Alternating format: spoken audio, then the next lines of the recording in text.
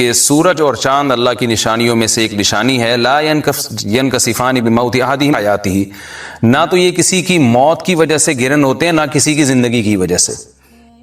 بل یخوف اللہ بہما عبادہ، اللہ ان کے ذریعے اپنے بندوں کو ڈراتے ہیں. یہ بخاری مسلم کی حدیث ہے، اپنے بندوں کو خوف زدہ کرتے ہیں. تو یہ اللہ کی نشانیاں ہیں، اور آپ صلی اللہ علیہ وسلم نے اس موقع پر نماز کا حکم دیا، اللہ کے سامنے عاجزی اور انکساری کا حکم دیا. دیکھیے یہاں ایک بہت اہم پوائنٹ کی بات ہے ان لوگوں کے لیے جو اسلام کے خلاف ہیں، جو محمد صلی اللہ علیہ وسلم سرور دو عالم سید الانبیاء صلی اللہ علیہ وسلم کو سچا نبی نہیں مانتے. ان کے لیے اس حدیث میں آپ صلی اللہ علیہ وسلم کی نبوت کی ایک بہت زبردست دلیل موجود ہے. ایک واقعہ ہوا ہے آپ صلی اللہ علیہ وسلم کے بیٹے کی موت کا، اور عرب یہ ویسے ہی کہا کرتے تھے کوئی بہت بڑا دن ہوگا تو سورج گرہن ہوگا. تو کوئی بھی شخص جو جھوٹا نبی ہو، آپ خود بتائیے کہ کیا وہ ایسے موقع پہ اس واقعے کو اپنے حق میں کیش نہیں کرائے گا، اور وہ یہ کہے گا نہیں کہ میں تو پہلے ہی کہتا تھا میں بہت بڑی شخصیت ہوں اور میرے بیٹے کی موت ہونا، ایک پیغمبر کے بیٹے کی موت ہونا ہے تو یقیناً یہ اس اللہ کی طرف سے ایک نشانیاں ہے، یہ نشانی ہے سورج کا گرہن ہونا، یہ بتانے کے لیے ہے کہ واقعی یہ بہت بڑا دن ہے، اور میں یعنی یہ بہت بڑا دن اس اعتبار سے کہ ایک نبی کے بیٹے کی موت واقع ہوئی ہے. لیکن آپ صلی اللہ علیہ وسلم نے یہ سب نہیں کیا، اور آپ نے بتایا کہ سورج اور چاند کے گرہن ہونے کا کسی کی موت یا زندگی سے کوئی تعلق نہیں. اور آج سائنس نے بھی ثابت کر دیا ہے کہ یہ ایک سائنٹیفک حقیقت ہے کہ جب زمین اور سورج کے درمیان چاند آ جائے تو سورج گرہن ہو جاتا ہے، اور جب چاند اور سورج کے درمیان زمین آ جائے اور سورج کی روشنی چاند تک نہ پہنچ رہی ہو تو چاند گرہن ہو جاتا ہے. تو یہ ایک اس میں عبرت کی بات بھی ہے ان لوگوں کے لیے جو آپ صلی اللہ علیہ وسلم کی نبوت میں شک کرتے ہیں. البتہ آپ صلی اللہ علیہ وسلم نے اس موقع پر ہمیں حکم دیا کہ اللہ سے تضرع اور عاجزی اور انکساری کی جائے، اپنے گناہوں کی معافی مانگی جائے. اور نماز آپ صلی اللہ علیہ وسلم نے پڑھی. اس پہ بھی بعض لوگ اشکال کرتے ہیں کہ یہ جب ایک نیچرل پروسیس ہے تو اس میں اتنا گھبرانے کی، کیونکہ حدیث میں آتا ہے آپ صلی اللہ علیہ وسلم بہت گھبرائے، تو اس میں گھبرانے کی کیا بات ہے؟ تو یاد رکھیے ہر نیچرل پروسیس جو ایک عام معمول سے ہٹ کر ہو اس میں انسان کے لیے ایک عبرت کی بات ہوتی ہے. ہم دیکھتے ہیں رسول اللہ صلی اللہ علیہ وسلم کے دور میں جب تیز ہوا چلتی تھی اور بارش سے پہلے ہوا چلا کرتی تھی تیز ہوائیں، تو آپ صلی اللہ علیہ وسلم گھبرا کے مسجد کی طرف دوڑتے، عاجزی انکساری کرتے، اللہ تعالیٰ سے یہ کہتے کہ اللہ تو نے تو مجھ سے وعدہ کیا ہے کہ جب تک میں ان کے درمیان موجود ہوں تو ان کو عذاب نہیں دے گا. تو یہ خوف کا غلبہ تھا آپ صلی اللہ علیہ وسلم پر. کیوں؟ وجہ اس کی یہ تھی کہ یہی حالات قوم عاد اور قوم سمود پر بھی آئے ہیں. قرآن میں آتا ہے نا فلما رأوه عارضا مستقبل اودیتهم قالوا هذا عارض ممطرنا بل هو ما استعجلتم به ريح فيها عذاب أليم تدمر كل شيء بأمر ربها فأصبحوا لا يرى إلا مساكنهم. کہ وہ بادلوں کو دیکھ کے کہنے لگے یہ تو ایک معمول کے مطابق بادل ہیں جو برسیں گے اور بارش ہوگی. تو پیغمبر نے کیا کہا کہ یہ بارش نہیں ہے بلکہ یہ وہ عذاب ہے جس کی تم جلدی کیا کرتے تھے، اور اس میں ایک ایسی ہوا ہے جو اللہ کے حکم سے ہر چیز کو ہلاک کر دے گی. اور پھر ان پر ایک ہفتہ عذاب آیا، اور قرآن کہتا ہے کہ وہ ایسے پڑھ کے ہلاک ہو گئے کہ فَتَرَ الْقَوْمَ فِيهَا صَرْعَىٰ كَأَنَّهُمْ أَعْجَازُ نَخْلٍ خَاوِيَةٍ. اے مخاطب اگر تو ان کو دیکھتا تو ایسے لگتا کھجور کے تنے ہیں جو اوندھے پڑے ہوئے ہیں. تو ایسے ہوا نے ان کو تہس نہس کر دیا. تو یہ عام معمول سے ہٹ کے جب بھی اس کائنات میں کوئی تغیر آتا ہے تو اللہ کی نشانیوں میں سے ایک سائنٹیفک حقیقت بھی ہے، اس کی ایک لاجک بھی ہے، لیکن اس کے ساتھ ساتھ اللہ کی نشانیوں میں سے ایک نشانی بھی ہے، اور ایسی نشانی ہے جس سے ہمیں ڈرنا چاہیے کہ اللہ تعالیٰ کو اختیار ہے، وہ جب چاہے سورج کی روشنی چھین لے، چاہے کسی بھی طرح سے چھینے. اور یہ بھی ایک سائنٹیفک حقیقت ہے جو آپ صلی اللہ علیہ وسلم کی نبوت پر جس نے ایک مہر لگا دی ہے کہ سورج اور چاند کا گرہن ہونا، اگرچہ اس کی ایک لاجک ہے کہ چاند سورج کے سامنے آ جائے تو سورج گرہن ہو جاتا ہے، لیکن اس بارے میں جو ہماری تحقیق ہے، جو سائنسدان کہتے ہیں کہ یہ وقت اس یعنی خطرے کا وقت ہوتا ہے. سورج سے ایسی خطرناک ریز نکلتی ہیں جو نقصان کا سبب بن سکتی ہیں. تبھی بعض حضرات سورج کی طرف دیکھنے سے بھی منع کرتے ہیں، اور یعنی نظام میں تھوڑی ایک عام نارمل روٹین سے ہٹ کے اس کائنات کا نظام چلتا ہے، تو اس لیے یہ اس کائنات کے لیے، زمین کے لیے ڈینجرس ہو سکتا ہے. اور جو گریوٹی اور جو کشش کا نظام ہے اس میں بھی خلل واقع ہوتا ہے. تو ایسا نہیں ہے کہ یہ بالکل ایک نارمل کنڈیشن ہوتی ہے اور اس کا کوئی نقصان ہی نہیں ہے، یہ بالکل غلط ہے، اس میں نقصان کا بہرحال خطرہ ہے، اور اس بات کا امکان موجود ہوتا ہے کہ قدرت انسانوں سے انتقام لے یا انسانوں کو نقصان پہنچائے۔ اور ویسے بھی جن کے دلوں میں اللہ کا خوف ہوتا ہے وہ تو ویسے ہی اللہ کے وہم من خشیتہ، قرآن مجید میں اللہ تعالیٰ کے ارشاد ہے کہ مشرکین بار بار یہ سوال پوچھتے تھے قیامت کب آئے گی کب آئے گی، اللہ فرماتے ہیں لیکن جو مومنین ہیں ان کو اس سے غرض نہیں ہے کہ کب آئے گی، والذین آمنوا مشفقون منہا، وہ تو قیامت سے گھبراتے ہیں کہ پتہ نہیں ابھی نہ آ جائے۔ تو جس کے دل میں اللہ کا خوف ہوتا ہے اس کے زندگی گزارنے کا طریقہ کچھ اور ہوتا ہے، وہ بات بات پہ اللہ سے ڈرتا ہے، اس کو اللہ سے ڈرنے کا بہانہ چاہیے، اس کو توبہ کا بہانہ چاہیے۔ تو اس بحث میں پڑھنا کہ یہ تو ایک لاجیکلی ایک سورج کی روشنی غائب ہو جائے گی، وہ ٹھیک ہے، یہ سائنسدانوں کا شعبہ ہے کہ کیوں غائب ہو رہی ہے، ماہرین فلکیات کا شعبہ ہے، لیکن اہل ایمان کا جو کام ہے اس موقع پر، ان کا جو وظیفہ ہے وہ یہ کہیں کہ اللہ کی نشانیوں میں سے ایک نشانی ہے، اللہ اپنی قدرت دنیا میں دکھاتا ہے کہ میں یہ بھی کر سکتا ہوں چاہے کسی بھی طریقے سے کروں، تو ہمیں اس موقع پر بہرحال اللہ کے سامنے جھکنا چاہیے، اپنے گناہوں سے معافی مانگنی چاہیے اور وہی عمل کرنا چاہیے جو رسول اللہ صلی اللہ علیہ وسلم نے ہمیں بتایا ہے۔ اور اس بارے میں جو توہمات پھیلے ہوئے ہیں اس سے بھی ہمیں اجتناب کرنا چاہیے، جیسے نبی صلی اللہ علیہ وسلم نے عربوں کے وہم کو دور کیا ہے، بھائی اس کا کسی کی موت اور زندگی سے کوئی تعلق نہیں ہے، تو اسی طرح آج کل لوگوں میں ایک سورج اور چاند گرہن ہونے کے بارے میں وہم بھی بہت ہے کہ پتہ نہیں کیا ہو جائے گا، حاملہ عورتیں نہ نکلیں، فلانا نہ کرے اور فلانا خربوزہ نہ کھائے، اس موقع پر کسی نے تربوز کھا لیا تو یہ ہو جائے گا، الٹی الٹی باتیں پتہ نہیں کیا کیا مشہور ہیں، یہ خربوزے تربوز کی تو میں ویسے ہی مثال دے رہا ہوں۔ تو کوئی بھی چیز جب کہنی ہو تو پوری طرح سے اس کی ریسرچ کریں۔ مجھے نہیں پتا حاملہ عورت کو فائدہ ہوتا ہے نقصان ہوتا ہے سورج گرہن ہونے سے، لیکن اگر نقصان بھی ہوتا ہے تو اس کی کوئی مستند دلیل ہونی چاہیے آپ کے پاس، ایسے ہی سنی سنائی باتیں آگے نقل نہ کریں۔ تو بہرحال ہمیں جو کرنے کا کام ہے جو رسول اللہ صلی اللہ علیہ وسلم نے بتایا ہے وہ کام بخاری اور مسلم کی حدیث کے مطابق نماز ہے، انفرادی بھی ہے، جماعت سے بھی ہے، مستحب یہ ہے کہ جماعت سے نماز پڑھی جائے مسجد میں یا کسی بھی میدان میں، اور 2 رکعتیں امام پڑھائیں گے اور اس میں سرن تلاوت بھی کر سکتے ہیں، جہری تلاوت بھی کر سکتے ہیں، دونوں رائے ہیں علماء کی۔ آج کل جہری کو اس لیے ترجیح دی جاتی ہے کہ صلاۃ کسوف میں جو رسول اللہ صلی اللہ علیہ وسلم کی سنت ہے وہ لمبی نماز ہے، تو لمبی نماز پڑھیں گے تو اگر آپ آہستہ آواز سے پڑھیں گے تو لوگوں کو تھکاوٹ کا احساس زیادہ ہوتا ہے، جہری پڑھیں گے تو تھکاوٹ کا احساس کم ہوتا ہے، تو اس لیے دونوں قولوں پہ فتویٰ دیا جاتا ہے، وہ ایک قول راجح ہے اور ایک میں آسانی ہے، تو آسانی اس قول میں ہے کہ جہری تلاوت کی جائے، اس میں لوگوں کو نماز میں کھڑا رہنا آسان ہوتا ہے، تو لمبی سے لمبی نماز پڑھی جائے، اس میں 2 رکعتیں پڑھی جائیں اور خوب طول دیا جائے اس کو، اور اتنا طول دینا کہ لوگوں کا خطرہ ہو کہ نماز ہی چھوڑ کے بھاگ جائیں گے، یہ بہرحال درست نہیں ہے، کیونکہ آپ صلی اللہ علیہ وسلم نے امام کو مقتدیوں کی رعایت کا حکم دیا ہے۔ اور کوئی جماعت سے نماز میں شریک نہیں ہو سکتا تو گھر میں نماز پڑھیں، انفرادی نماز پڑھیں، نماز نہیں پڑھ سکتے تو توبہ استغفار کریں۔ بہرحال یہ وقت جو ہے توبہ استغفار کا ہے، اپنے گناہوں سے معافی مانگنے کا ہے۔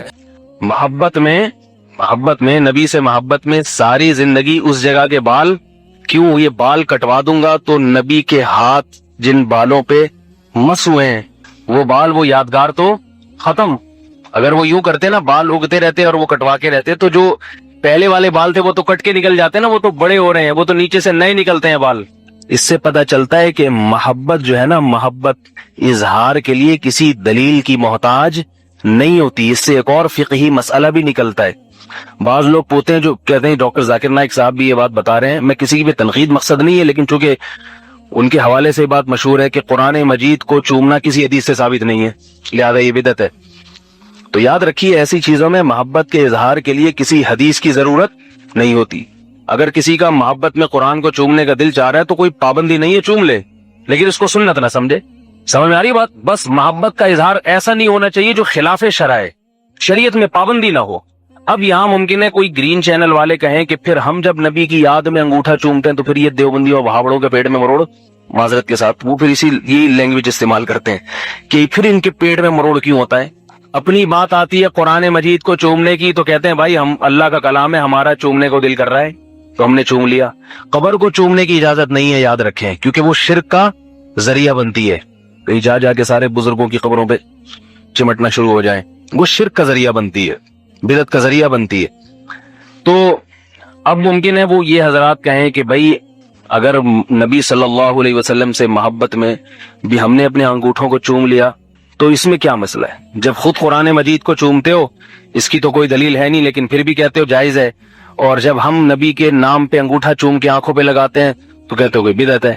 تو اس کا جواب سمجھیے، وہ اس لیے ہم کہتے ہیں کہ دیکھو محبت میں جب بھی کسی محبت کا اظہار کیا جاتا ہے تو وہ طریقہ اختیار کیا جاتا ہے جو معروف ہے. آپ کو کسی سے بہت زیادہ محبت تھی, آپ نے کھینچ کے مکہ لگا دیا اس کے, تو یہ کچھ سمجھا جائے گا؟ کچھ آپ کے میں نے مولوی صاحب سے سنا تھا محبت کا اظہار کسی بھی طریقے سے ہو سکتا ہے, تو کہے گا یہ محبت کے اظہار کا مکے سے کیا تعلق؟ چوم لیتے اس کو محبت میں تو سمجھ میں آتا ہے. کیا خیال ہے؟ تو محبت کا اظہار کے کچھ اصول اور ضابطے ہیں عرف میں, عقل سے وہ طے ہیں. عقل, اس کے لیے کسی دلیل کی ضرورت نہیں ہے, عقل سے طے ہیں. عقل کیا کہتی ہے؟ آپ کو جس سے محبت ہوتی ہے یا تو اسے چومیں. جیسے آپ کو محمد صلی اللہ علیہ وسلم سے محبت ہے تو نبی صلی اللہ علیہ وسلم اگر ہمارے درمیان موجود ہوتے تو ہم آپ صلی اللہ علیہ وسلم کی پیشانی مبارک کو چومتے, آپ کے ہاتھ چوم لیتے. نبی موجود نہیں ہے تو نبی کے نام کو چوما جائے. کسی کاغذ پہ نبی کا نام لکھا ہے, محبت میں چوم لیا آپ نے, سینے سے لگا لیا, عزت کے ساتھ اسے اوپر رکھ دیا. محبت کے اظہار کا طریقہ ہے. مزید محبت کے اظہار, اصل میں اظہار کا طریقہ تو یہ کہ نبی کی سنتوں پر عمل کیا جائے, لیکن کبھی کبھار فرط جذبات میں انسان ایسے طریقے بھی اختیار کر لیتا ہے. جیسے وہ حضرت ابو معذورہ نے کہا کہ بھئی یہ بال ہی نہیں کاٹوں گا میں. نبی سے محبت اتنی کہ وہ بالوں سے محبت ہو گئی, وہی کیسے کاٹوں, یہاں نبی کے بال لگے ہیں تو بہت زیادہ محبت ہو گئی آپ کو. تو آپ نے کیا کیا کہ بھئی کاغذ پہ نبی کا نام لکھا ہے وہ کاغذ چوم لیا. مزید محبت ہوئی تو جس نے نبی کا نام لیا اس کے ہونٹوں سے نبی کا نام نکلا تو اس کے ہونٹ چوم لیں آپ. اب جو بھی کسی محفل میں محمد صلی اللہ علیہ وسلم کا نام لے رہا ہے, بھئی گرین چینل والے کو چاہیے اٹھیں اس کے ہونٹ چوم لیں, کیونکہ یہاں سے نام مبارک نکلا ہے. ہونٹ چومنے چاہیے. ہونٹ نہیں چوم سکتے تو جس کے کان میں نبی کا نام گیا, بھائی سمجھ میں نہیں آ رہی تو میں گھر چلا جاتا ہوں. بھائی ایسی چیز کو چوما جائے نا جس کا نبی سے یا نبی کے نام سے کوئی لنک تو بنتا ہو.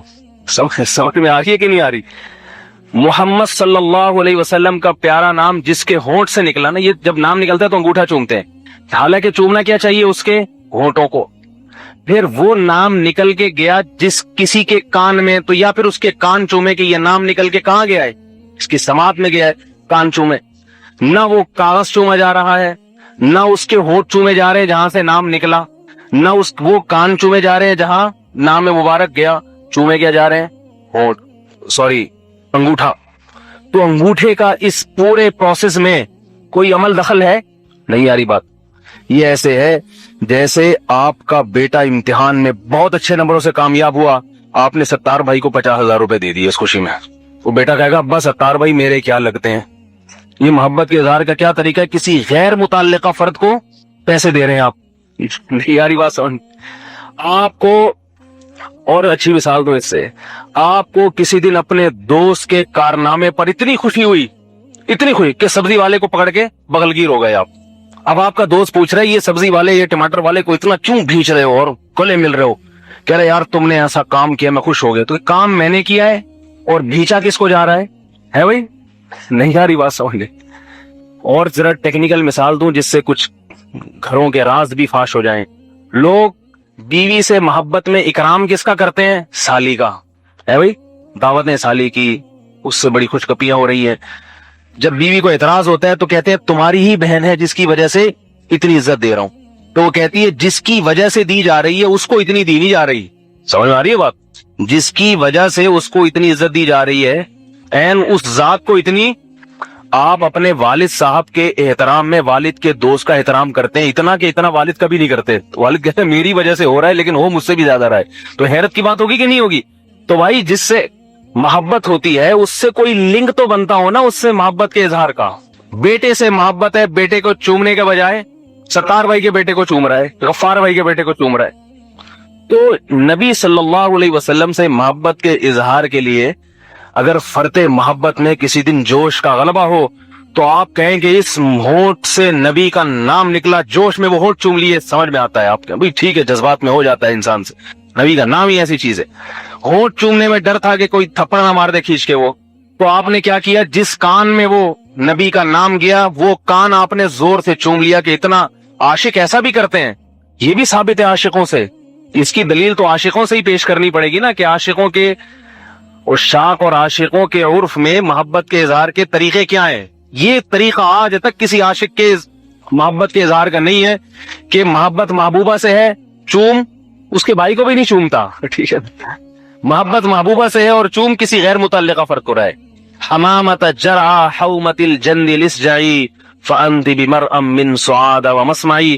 ایک عاشق کہتا ہے، دیکھو عاشق کہتا ہے پہاڑ کی چوٹی پر ایک کبوتری بیٹھی ہوئی ہے. یہ منظر سمجھیں آپ کہ ادنا یعنی محبت کا آخری درجہ یہ بھی ہے اظہار کا کہ پہاڑ پر ایک کیا بیٹھی ہوئی ہے، پہاڑ کی چوٹی پر کبوتری. پہاڑ کے اس طرف عاشق ہے، مجنوں ہے، اور پہاڑ کے اس طرف لیلا ہے.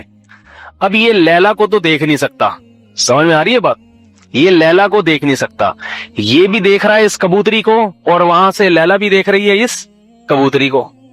تو شاعر کیا کلام دیکھیں، حمامت جرعا حومت الجند لسجعی، اے ٹیلوں والے پہاڑ کی چوٹی پر بیٹھنے والی کبوتری ذرا دو بول سنا، کچھ بول. کیوں بول؟ فانت بمرء من سعاد ومسمعی، اس لیے کہ میں اور میری محبوبہ سعادہ، ہم دونوں کی نگاہیں یہاں آ کے ٹکرا رہی ہیں. میں چاہتا ہوں کہ ہم دونوں کی سماعتیں بھی یہاں کے ٹکرانا شروع ہو جائیں. نہیں آ رہی بات سمجھ میں؟ میں چاہ رہا ہوں ہم دونوں کی، آپ لوگ کو سمجھ میں نہیں آ رہا، خشک کے بیٹھے ہوئے ہیں. خشک لوگوں کا کام ایسی باتیں سمجھنا نہیں ہے. حمامت جرعا حومت الجند لسجعی فانت بمرء من سعاد ومسمعی. کہہ رہا ہے کہ میں محبوبہ کو تو دیکھ نہیں سکتا، کم از کم اس چیز کو دیکھ رہا ہوں جس کو میری محبوبہ دیکھ رہی ہے. تو ایک وقت میں میری اور محبوبہ کی نگاہیں اس کبوتری پہ ٹکرا رہی ہیں.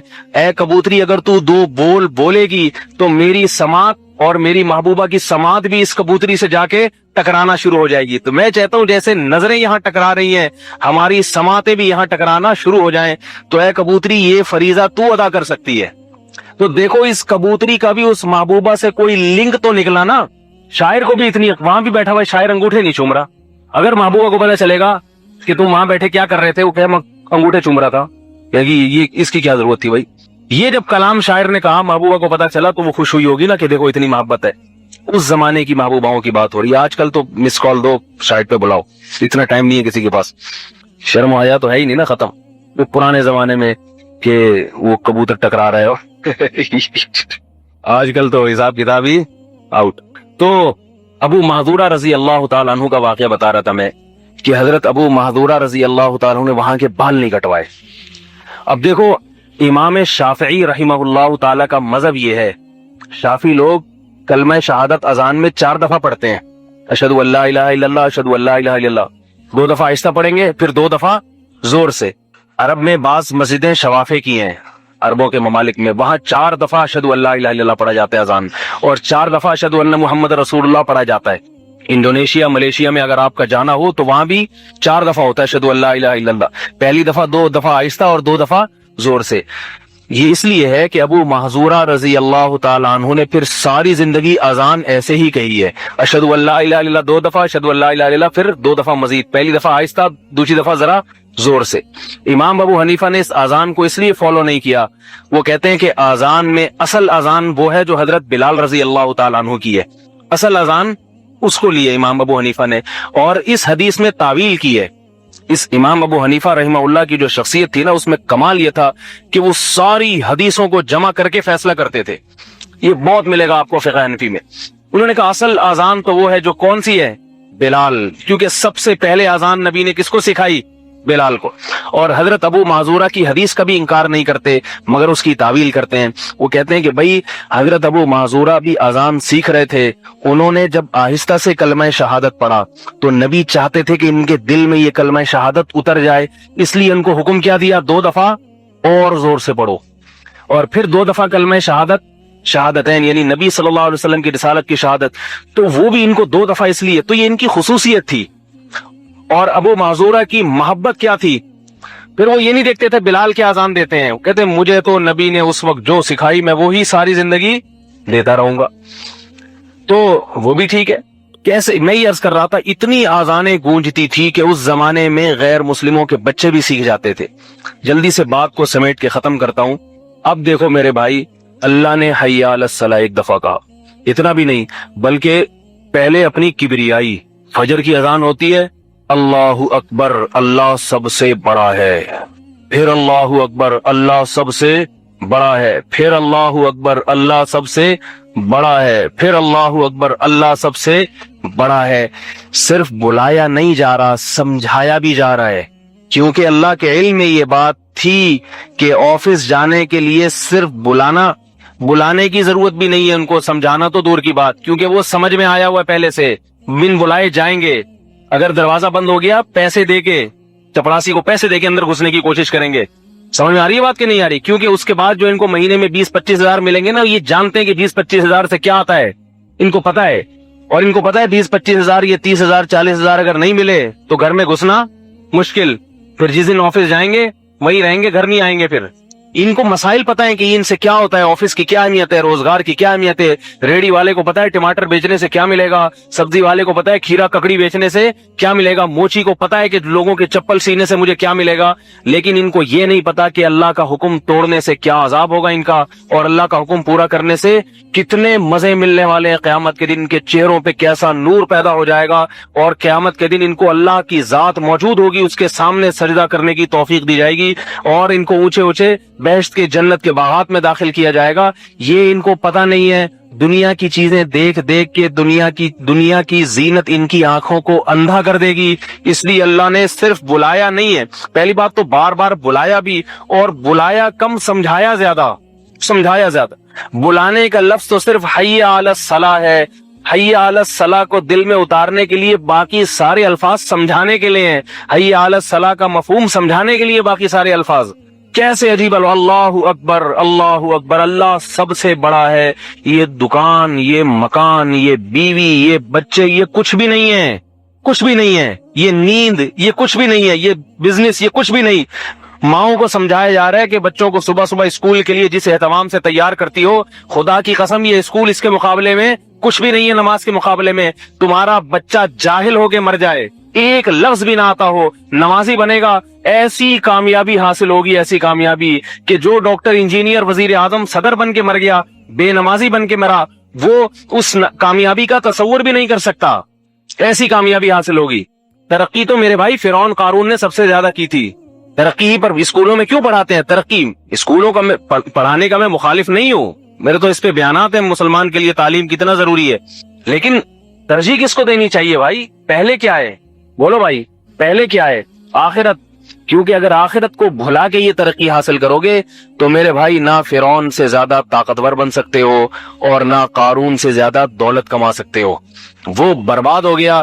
اور ان کے مقابلے میں کون؟ موسیٰ علیہ الصلوۃ والسلام، حضرت موسیٰ علیہ السلام، ان کے مقابلے میں اللہ نے ان کو کامیاب کر دیا۔ کیوں کامیاب کیا؟ اس لیے کہ حضرت موسیٰ اللہ کی مان کے چلنے والے تھے، فرعون اور قارون اللہ کی مان کے چلنے والے نہیں تھے۔ تو اللہ تعالیٰ نے اللہ اکبر یہ کہلوایا ہے ماں کو سکھانے کے لیے کہ اسکول بڑا نہیں ہے، سب سے پہلے کون سی چیز بڑی ہے؟ اللہ کا حکم۔ ایک دفعہ سمجھ میں نہیں آیا، مؤذن سے کہا دوبارہ کہو اللہ اکبر، ابھی نہیں آئے گا سمجھ میں، پھر کہا پھر تیسری دفعہ کہو اللہ اکبر، کہا پھر چوتھی دفعہ کہو اللہ اکبر۔ ہم سن کے تھک گئے ہیں، مگر اللہ یہ ندا سنا کے تھکتا؟ اللہ نہیں تھکتا، ہم تو تھک گئے۔ کیا ہے کہ سنتے بھی نہیں، اسی وجہ سے کوئی اذان ہو رہی کہ نہیں، تو بچپن سے سنتے آ رہے ہیں، کیا اس کے طرف توجہ دے، لیکن اللہ سنا کے تھکتا نہیں، اللہ حجت کام کر رہا ہے، حجت۔ ابھی سنانے میں کسر نہیں چھوڑوں گا تاکہ بعد میں پھر انتقام لینے میں کسر نہ چھوڑوں میں۔ بولوں کہ ایک دفعہ تھوڑی کہا تھا تجھے، ایک دفعہ تھوڑی کہا تھا، ایک دفعہ کہا ہوتا تو بات تھی، بار بار سمجھایا تجھے۔ اللہ اکبر اللہ اکبر اللہ اکبر اللہ اکبر، اشہد ان لا الہ الا اللہ۔ یہاں بتایا کہ ہم ہندو نہیں ہیں ہزاروں بتوں کی پوجا کرنے والے، ہندو ہوتے تو مندر کا جو ٹائم تھا نا اس میں اٹھ جاتے۔ ہم عیسائی نہیں ہیں، عیسائی ابن مریم کو معبود خدا سمجھنے والے۔ اگر عیسائی ہوتے تو اتوار کے دن 10-11 بجے چرچ کا ایک چکر لگا آتے، وزٹ کر آتے اس میں۔ ہم کون ہیں؟ اشہدو، ہم گواہی دیتے ہیں لا الہ الا اللہ، اللہ کے سوا کوئی عبادت کے لائق اور غلامی کے لائق نہیں ہے اس میں یہودیت کی بھی نفی، عیسائیت کی بھی نفی، ہندو مذہب کی بھی نفی، سکھ مذہب کی بھی نفی، پارسیوں کی بھی نفی، دنیا کے سارے مذاہب پہ تلوار چلا دی اور بتایا کہ ہم توحید پرست لوگ ہیں، اور دوسری تلوار اس پہ چلائی دنیا کے سارے ملحدوں پر، ہم خدا کے وجود کا انکار کرنے والے نہیں ہیں، ہم حکومتوں کے، ہم جو ہے دولت مندوں کے، ہم کسی کے غلام نہیں، حکومت کی ماتحت ضرور ہیں، غلام صرف کس کے ہیں؟ اللہ کے۔ ہمارا معبود صرف اور صرف کون ہے؟ اللہ ہے۔ بیوی خدا نہیں ہے اور بیوی کے لیے شوہر خدا نہیں ہے۔ شوہر بیوی کو نماز سے منع کرے، اللہ کہہ رہے ہیں کہ اسے کہہ دو میرا معبود شوہر نہیں ہے بلکہ کون ہے؟ اللہ ہے۔ بیوی شوہر کو جانے سے روکے تو اللہ کہہ رہے ہیں بیوی کو کہہ دو کہ میرا معبود تو نہیں ہے بلکہ کون ہے؟ اللہ ہے۔ اولاد باپ کو جانے سے روکے تو باپ اسے کہہ دے کہ میرا معبود کون ہے؟ لا الہ، میں تجھے خدا نہیں سمجھتا، خدا کسے سمجھتا ہوں؟ اللہ کو سمجھتا ہوں۔ اور باپ اولاد کو نماز سے روکے تو اولاد باپ کو کہہ دے آپ والدین سر آنکھوں پر مگر خدا نہیں ہے، معبود کون ہے؟ اللہ ہے۔ یہ سکھایا جا رہا ہے کس میں میرے بھائی؟ اشہد اللہ الہ الا اللہ میں سکھایا جا رہا ہے۔ پھر آگے بتایا جا رہا ہے اشہد ان محمد رسول اللہ، کیونکہ شیطان دل میں وسوسہ ڈال سکتا ہے کہ بھئی یہ باتیں تو مؤذن کہہ رہا ہے نا، مؤذن کے پاس ان باتوں کے برحق ہونے کی کیا دلیل ہے؟ بتایا جا رہا ہے اشہد ان محمد رسول اللہ، مؤذن کو یہ بات اللہ کی طرف سے کس نے بتائی ہے؟ محمد نے۔ ہم گواہی دیتے ہیں کہ محمد اللہ کے سچے پیغمبر ہیں۔ جب ان کو سچا مان لیا کہ وہ سچے سفیر تھے جو پیغام دے کر گئے اپنی طرف سے نہیں بلکہ کس کی طرف سے؟ اللہ کی طرف سے، تو اس پیغام کو بھی محمد کا پیغام نہ سمجھو بلکہ اللہ کا پیغام سمجھو، صلی اللہ علیہ وسلم، اللہ کا پیغام سمجھو اس کو۔ پھر کتنا سمجھایا جا رہا ہے، اس تمہید کے بعد کہا جا رہا ہے حی علی الصلاۃ، حی علی الصلاۃ، اور پھر دوبارہ اللہ تعالیٰ سمجھانے، حی علی الصلاۃ، حی علی الصلاۃ میں 2 دفعہ بلایا، پھر دوبارہ سمجھانے پر آ گئے، کیونکہ ایک دم جب حی علی الصلاۃ سنیں گے پھر تو دھچکا لگے گا زور۔ بعض دفعہ بات تمہید سے سمجھ میں تو آ جاتی ہے لیکن جب عمل کرنے کا ٹائم آتا ہے پھر شیطان غالب، چھوڑو بھائی یہ دکان، یہ رش، کیسے سفر میں تو لوگ چھوڑ دیتے ہیں نماز، ڈرائیور کو کون روکے؟ اب ایک ٹینشن ہے، ڈرائیور سے کون الجھے کہ یار روکو گاڑی نماز پڑھنی ہے، چھوڑو ڈرائیور سے، بعد میں پڑھ لیں گے، قضا پڑھ لیں گے۔ ٹرین میں جا رہے ہیں، کون اٹھے واش روم میں، اتنے گندے واش روم ہوتے ہیں، کبھی اچھے کبھی گندے، وہاں وضو کرو، پھر جگہ ملے نہ ملے، کوئی کہتا ہے لیٹے لیٹے ہی پڑھ لو، پیدے بیٹھے بیٹھے ہی پڑھ لو گے، چھوڑو قضا پڑھ لیں گے۔ سفر میں میں نے آج تک کسی کو نہیں دیکھا کھانا قضا کیا اس نے سفر کی وجہ سے، آج تک نہیں دیکھا۔ اور ایسے نمازیوں کو دیکھا ہے کہ چھوڑو سفر ہے، اللہ معاف کرنے والا ہے، نماز قضا کر، نمازی نماز قضا کرتا ہے۔ کسی خاتون کو نہیں دیکھا شاپنگ کرنے گئی ہو تو اپنا کوئی کام انہوں نے چھوڑ دیا ہو، نمازیں چھوڑتی ہے کہ بھئی یہاں کہاں پڑھیں گے ہم نماز، ہفتہ بازار اتوار بازار میں تارک روڈ پہ کہاں جگہ ہے پڑھنے کی؟ اللہ نے کیا حکم دیا؟ نبی صلی اللہ علیہ وسلم نے فرمایا اللہ نے مجھے 7 باتوں پر پچھلے پیغمبروں پر فضیلت دی ہے، ان میں کیا کہ میرے لیے پوری روئے زمین کو مسجد بنا دیا ہے، سڑک پہ بھی ہو جائے گی نماز، مٹی میں بھی ہو جائے گی، گھاس پہ بھی ہو جائے گی، کیوں؟ تاکہ یہ امت نماز قضا نہ کرے، نہ مرد نہ عورت۔ مسجد نہیں ہے کہیں قریب میں، اللہ نے عورت کو حکم دیا وہیں نماز پڑھ لے، کسی ہوٹل سے پانی لے، شہر کے اندر تیمم نہیں ہوتا، یاد رکھو، خواتین چھوٹی چھوٹی ذرا سی بات پہ تیمم کر لیتی ہیں، جائیں بازار میں نماز کا وقت ہو گیا، آپ کو پتا ہے اگر ہم گھر تک پہنچے تو نماز قضا ہو جائے گی، تو وہیں بازار میں پانی لیں، شرم نہ کریں اس میں، مرد سے پانی مانگنا پڑے اس سے پانی مانگنا فرض ہے، یہاں شرم کو بالائے طاق رکھنا پڑے گا، خدا کا حکم ہے بھائی، مذاق نہیں ہے، یہ ایسے ہی معاف نہیں ہو جاتی نماز۔ اگر نماز کی چھوڑنے کی ذرا سی گنجائش ہوتی اسلام میں تو میدان جنگ میں جب گھوڑے کی پشت پہ بیٹھا ہوتا ہے اور چاروں طرف سے تیر آ رہے ہوتے ہیں، اس وقت اللہ اجازت دے دیتے کہ بھائی اب تو میدان جنگ ہے اور جان ہتھیلی پر رکھ کر تو لڑ رہا ہے گھوڑے پہ، اب چھوڑ سکتا ہے۔ اللہ نے کہا نا نا نا نا نا نا، اب بھی تجھے چھوڑنے کی اجازت نہیں ہے، بلکہ فرمایا کہ جماعت سے پڑھ سکتے ہو تو جماعت سے پڑھو، یہ ممکن نہیں ہو سکتا تو فریجالن او رکبانا، چلتے چلتے بھی پڑھنے کی اجازت ہے، کیونکہ میدان جنگ ہے، لڑائی ہے، رک گئے پیچھے ہٹے مار دے گا دشمن، آگے بڑھتے ہوئے نماز کی نیت باندھ لو، اس حالت میں چلتے ہوئے اللہ تمہاری نماز قبول کر لے گا۔ سواری پہ بیٹھے ہو، ٹینکوں کا رخ، توپوں کا رخ دشمن کی طرف کیا ہوا ہے، تمہیں پتا ہے اگر میں نے قبلے کی طرف رخ کیا تو میرا رخ دشمن سے ہٹ جائے گا، اللہ نے فرمایا کہ سواری جس طرف رخ کر کے چل رہی ہے دشمن کی طرف، اسی رخ پہ اللہ تمہاری نماز قبول کر لے گا، قبلے کی طرف رخ کرنے کی ضرورت نہیں ہے، مگر نماز چھوڑنے کی اجازت بولو بھائی نہیں ہے. تو اتنی مشکل وقت میں اللہ جب نماز چھوڑنے کی اجازت نہیں دیتا تو ہوائی جہاز میں کیسے اللہ چھوڑنے کی اجازت دے دے گا, ٹرین میں اللہ کیسے نماز چھوڑنے کی اجازت دے دے گا, اور بازاروں میں, طارق روڈ میں, ڈیفنس میں, شاپنگ سینٹروں میں, جہاں پورے شہر میں پانی بھی موجود, جگہ جگہ مصلے بچھے ہوئے ہیں. نہیں تو اللہ نے تو زمین کو, مٹی کو پاک بنایا ہے. مٹی اگر کہیں ہے نا تو شریعت یہ اجازت نہیں دیتی اس کی تحقیق کرو پاک ہے نہ پاک ہے, اسی مٹی پہ سجدہ کرو, اللہ اس سجدے کو قبول کر لیں گے. مٹی کو اللہ نے پاک بنا دیا, بلکہ مٹی میں تو یہ صفت رکھی کہ پانی نہیں ہے تو اس پاک مٹی پہ ہاتھ مارو, یہ تمہیں بھی پاک کر دے گی. اس پہ وہمی لوگ کہتے ہیں پتہ نہیں یہاں کتے نے پیشاب تو نہیں کر دیا, پتہ نہیں یہاں بلی تو نہیں گھوم کے چلی گئی. یہ سارے جاہل صوفیوں کی بنائی ہوئی باتیں ہیں.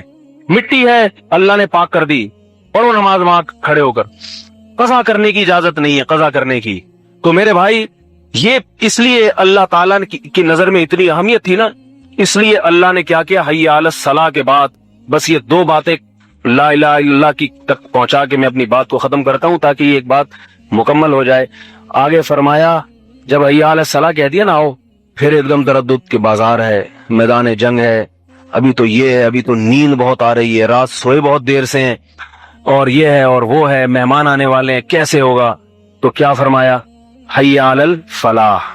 فرمایا تم نماز چھوڑنے میں سکون اور کامیابی تلاش کر رہے ہو, یہ غلط ہے. تمہارا اگر رب پر ایمان ہے جیسے کہ تم نے خود اقرار کیا ہے کلمہ شہادت میں, تو حی علی الفلاح, آؤ کامیابی کی طرف. فلاح کا اردو زبان میں ترجمہ ہو ہی نہیں سکتا, اردو میں اس کو کامیابی کہتے ہیں. یہ کامیابی فلاح کا صحیح ترجمہ نہیں ہے. فلاح کامیابی سے اوپر کی چیز ہے. ایسی کامیابی جس کا تصور ممکن ہو ہی نہیں, ایسی کامیابی. حی علی الفلاح, حی علی الفلاح. دکان میں کامیابی نہیں ہے, تجارت میں کامیابی نہیں ہے, یہ سب چھوٹ جانے والی چیزیں ہیں. آج جو ماں اپنے بچوں کو سینے سے لگا کے صبح ناشتہ بنا کے اپنی گرمی سردی قربان کر کے اسکول بھیج رہی ہے تاکہ ان بچوں کا مستقبل اچھا ہو جائے, اللہ کرے ہو, ہم اس کے خلاف نہیں ہیں, ہر ماں کی تمنا ہوتی ہے. اللہ اسے سمجھا رہے ہیں کہ تو اس کو کامیابی سمجھتی ہے, اصل کامیابی کیا تھی, فجر کی نماز اس کو پڑھا دیتی, تو چھٹی کر لیتا اسکول کی, نقصان اتنا نہیں تھا. نماز پڑھ لیتا فجر کی, جو چھوڑ دی نا بہت بڑا نقصان کر دیا اس نے. یہ چھوڑ دیے, تجھے چھوڑ کے یہ بھی خبر میں جائے گا, تو بھی اسے چھوڑ کے. کوئی ہے بچہ جو اپنی ماں کے ساتھ خبر میں گیا ہو آج تک کہ میری ماں نے مجھے اتنا اسکول بھیجتی تھی اور ایسا تیار کرتی تھی روزانہ صبح صبح, چلو میں بھی اس کے ساتھ خبر میں چلا جاؤں. نہ نہ نہ. اس لیے اللہ نے حقیقی کامیابی کی طرف بلایا, اور پھر اللہ نے مؤذن کو حکم دیا, پھر دوبارہ فجر میں تو 2 لفظ اور بڑھا دیے, الصلاۃ خیر من النوم, نماز نیند سے بہتر. الصلاۃ خیر من النوم, اللہ اکبر اللہ اکبر, پھر یاد دہانی کرائی جاتی ہے. یہ بڑا نہیں ہے جو دنیا ہے, شیطان ہے, نفس ہے, بڑا کون ہے, اللہ ہے. بہت ڈرایا جا رہا ہے, ڈرایا. ایس ایچ او صاحب اگر آپ کو ایک ذرا سی چٹھی بھیج دیں, مس کال بھی دے دیں نا, تو خود ہی پہنچ جائیں گے تھانے میں, اور علاقے کا کوئی چرسی بنگی کہے نہیں پہنچیں گے, کیونکہ ایس ایچ او بڑا ہے اور یہ چھوٹا ہے. تو بڑے کی پکار پہ دہل جاتا ہے انسان, ہم دہل نہیں رہے, اس لیے اللہ 2 2 4 4 6 6 دفعہ کہلوا رہے ہیں اللہ بہت بڑا ہے, بہت بڑا. اس کی بڑائی اگر دیکھ لو سارے کانپتے ہوئے پہنچے. یہی وجہ ہے کہ بہت سے تابعین ایسے تھے کہ جب اذان کی آواز سنتے تھے ان کے چہرے کا رنگ اڑ جایا کرتا تھا, خوف سے ان کے چہرے کا رنگ اڑ جاتا تھا. کہتے کس کی ندا ہے یہ, کتنی تقریریں ہم سنتے ہیں, سب انسانوں کی ہیں. کتنے خبرنامے ہم سنتے ہیں, سب کس کے ہیں, انسانوں کے ہیں. ایک اذان ایسی خبر ہے اور ایک قرآن کی تلاوت.